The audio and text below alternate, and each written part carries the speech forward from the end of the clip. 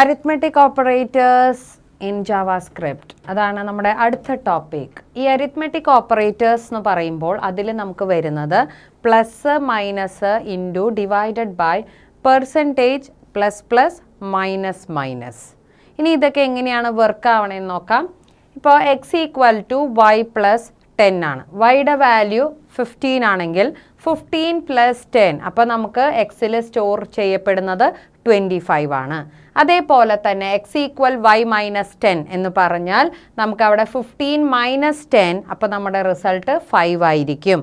Next x equal y into 3 എന്ന് പറഞ്ഞാൽ 15 into 3 അപ്പോൾ നമുക്ക് കിട്ടുന്ന റിസൾട്ട് 45.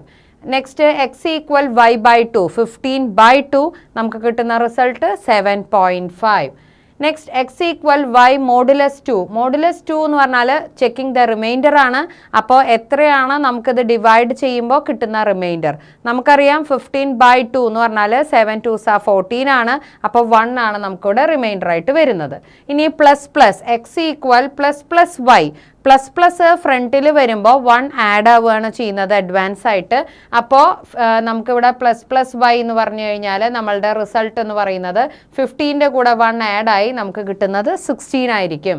അതേപോലെ വൈ പ്ലസ് പ്ലസ് ആണെങ്കിലോ അപ്പോൾ 15 തന്നെയാണ് നമുക്കിവിടെ ഡിസ്പ്ലേയിൽ കാണുന്നത്.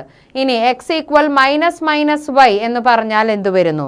മൈനസ് മൈനസ് വൈ എന്ന് പറയുമ്പോൾ 15 മൈനസ് 1 നമുക്കിവിടെ റിസൾട്ടിൽ 14 ആണ് കാണിക്കുക. അതേപോലെ തന്നെ വൈ മൈനസ് മൈനസ് ചെയ്താൽ നമുക്ക് 15 തന്നെയാണ് വരുന്നത്. അതായത് ഓപ്പറേറ്റർ ഫ്രണ്ടിൽ വരുമ്പോൾ പ്ലസ് പ്ലസ് ആണെങ്കിലും മൈനസ് മൈനസ് ആണെങ്കിലും ഫ്രണ്ടിൽ വരുമ്പോൾ നമ്മുടെ വാല്യൂവിന് ചേഞ്ച് ഉണ്ടാവും. അതല്ല ഓപ്പറേറ്റർ വരുന്നത് നമ്മുടെ ആ വേരിയബിളിന് ശേഷമാണെങ്കിൽ നമ്മൾ സെയിം വാല്യൂ തന്നെയാണ് ഉപയോഗിക്കുന്നത്. ഇതും ഒരു മെമ്മറി മാനേജ്മെൻറ്റിൻ്റെ ഭാഗമായിട്ടുള്ള ഓപ്പറേറ്ററാണ്.